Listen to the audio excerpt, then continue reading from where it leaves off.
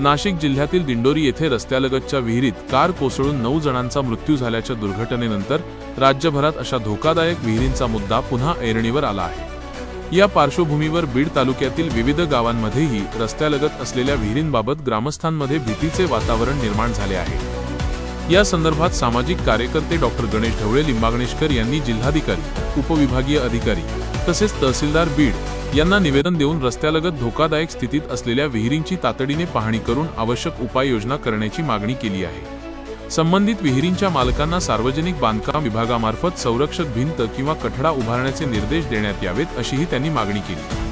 दरम्यान बीड तालुक्यातील पोखरी घाट येथील खिल्लारे वस्ती परिसरात रस्त्याच्या कडेला असलेली विहीर अत्यंत धोकादायक अवस्थेत असून तिच्याभोवती कोणतीही संरक्षण व्यवस्था नसल्याने अपघाताचा धोका निर्माण झाला आहे। या विहिरीमुळे लहान मुले, दुचाकीस्वार, बैलगाड्या तसेच जनावरांच्या जीविताला धोका असल्याचे ग्रामस्थांनी सांगितले। या पार्श्वभूमीवर ध्रुपदी खिल्लारे, गोरख खिल्लारे, मधुकर खिल्लारे, मच्छिंद्र खिल्लारे, बबन खिल्लारे, जालिंदर खिल्लारे, हौसराव खिल्लारे, साहेबराव धुमाळ, दत्तू खिल्लारे यांसह खिल्लारे, मुळीक व झांजुर्णे वस्तीवरील ग्रामस्थांनी संबंधित विहिरीला तातडीने संरक्षक कठडा किंवा भिंत उभारण्याची मागणी केली आहे। काय नेमकी अडचण आहे? हे विहीर आमच्या डोक्याची आहे। इथं बैलगाड्या येतात, टकरी लागतात, चौकामध्ये आहे एकदम। ही बैलगाड्या आतमध्ये जातात, माणसं बी, लेकरा बाळाची भीती आहे आम्हाला।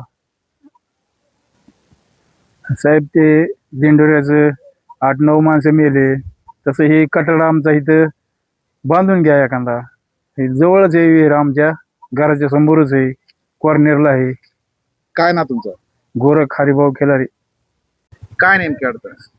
ते रोडच्या कडेला हिथं विहीर आहे, खिलारे वस्तीवर खोल आहे विहीर। लेकरा बाळाला लय दगाय नाही इथं। मग हे बैलगाड्या ते जनावर येतात, टक्कर लागली तर जनावर पण मध्ये जाते, दिसत नाही विहीर अंधारात।